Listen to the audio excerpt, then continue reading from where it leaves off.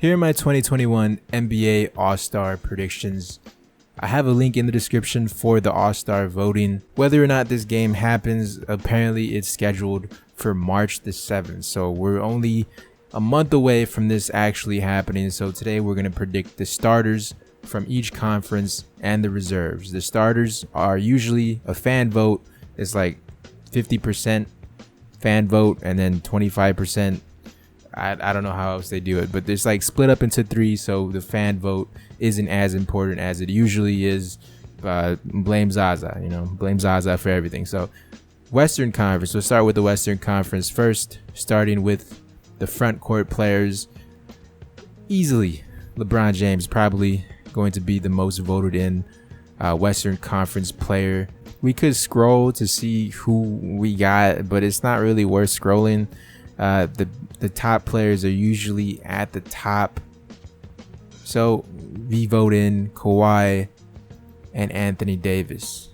They're both from LA. LA has a huge population, huge fan base, and I feel like these three players in the Western Conference front court starters is pretty decent. You can't go wrong with Jokic either, but I just feel because these are the LA teams, these are what's going to be the most popular. So backcourt guards for the Western Conference. Let's take a look. Luka, definitely. So this is where I'm torn between Steph Curry and Damien Lillard.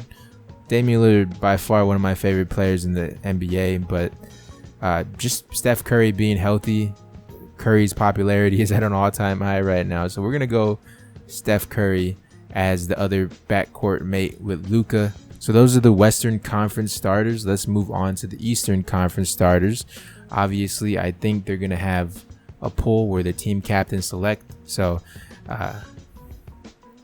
it's not West versus East, but it's basically West versus East in terms of the pool selection. So most voted in player, I'm torn between Giannis and Kevin Durant, but we'll go KD.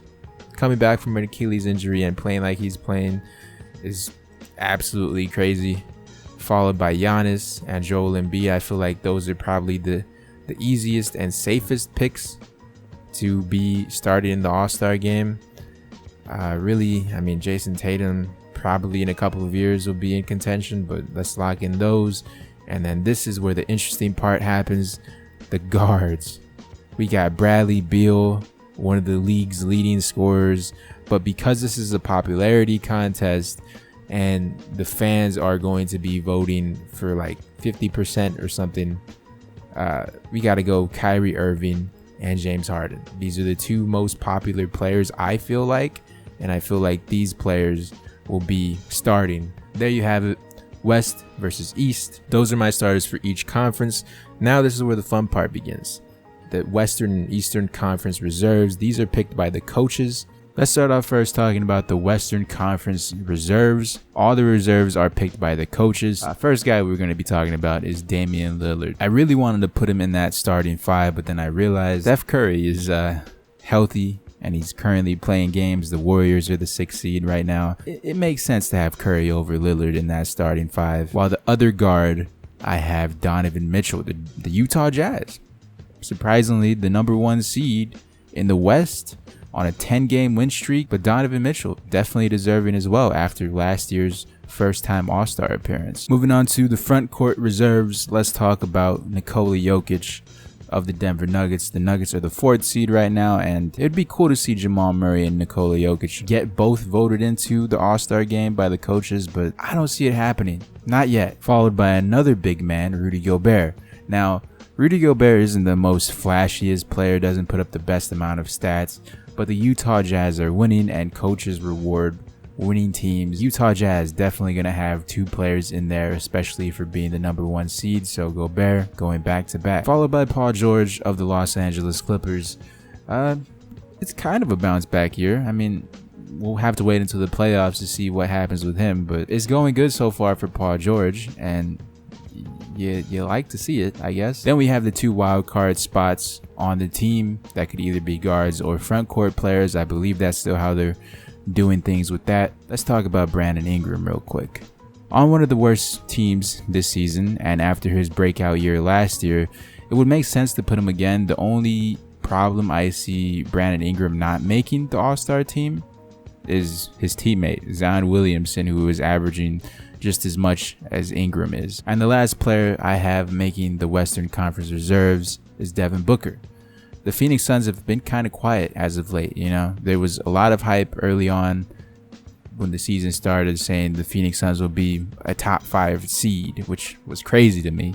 I don't think they'll be a top 5 seed, but they'll be contending for a playoff spot, especially come playoff time. Devin Booker is going to be a huge factor to those play-in games. Moving on, let's talk about the Eastern Conference reserve, starting with the backcourt. The first backcourt player I got is Ben Simmons, probably the most controversial pick I'm going to have in my All-Star predictions, just because of the amount that Ben Simmons produces, which isn't much. He does a lot of little things, and his biggest problem is not being able to shoot the basketball. But outside of that big flaw that he has, the 76ers are right now the #1 seed in the East. And I have him here as a guard position because that's what the NBA voting website has him listed as, a guard. Followed by his backcourt teammate for the All-Star game, Trey Young. I was really deciding whether or not to have Trey Young as a starter over Kyrie Irving, but Kyrie Irving is having a better statistical year, is on a more winning team, and also because it's a popularity contest, more people know and like Kyrie Irving than they do Trey Young. But Trey Young, definitely an all-star this year. Moving to the front court players, Jason Tatum. At this point, he's really become the face of the Celtics. The Celtics are winning, and in a couple of years, he'll most likely be starting in these all-star games. And this is where it gets a little tricky because the next player I have is Jaylen Brown. I followed the NBA voting website rules pretty strictly with this video, but Jaylen Brown's going to be the only exception because I don't want to see a guy like Chris Middleton in the All-Star game over him, even though that probably is going to happen. He's having a career year and has really thrived in what the Gordon Hayward role was supposed to be, taking off and becoming the second leading scorer on the Celtics. I have him making the All-Star game, but for some reason, because of the way the rules are set up, I feel like he's going to be one of the biggest snubs this year. I hope I'm wrong though. And the last front court reserve I have is Bam Adebayo. The Miami Heat aren't winning right now, but there's still quite some time to turn things around, especially with Jimmy Butler coming back from injury. But out of the two, Jimmy Butler and Bam, I'd have to put Bam in over Jimmy, especially just playing more games than he did. While the two wild cards I have for the Eastern Conference, Malcolm Brogdon making his first All-Star appearance.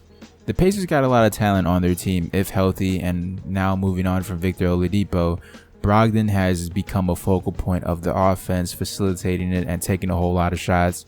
You have to reward the Pacers with winning, and I feel Brogdon is a perfect player to be rewarded. And the last wild card selection I got going to Bradley Beal.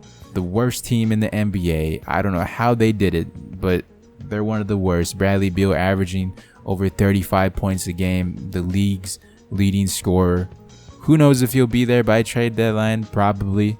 But he deserves to make this All-Star team and play in the All-Star game if it happens. So those are my 2021 NBA All-Star predictions. Did you agree? Did you disagree? Let me know in the comment section below, along with some of the biggest snubs for this upcoming 2021 All-Star game. Before you go, leave a like, subscribe, check out some of these other videos. I'll talk to you in the next one. Thank you for watching.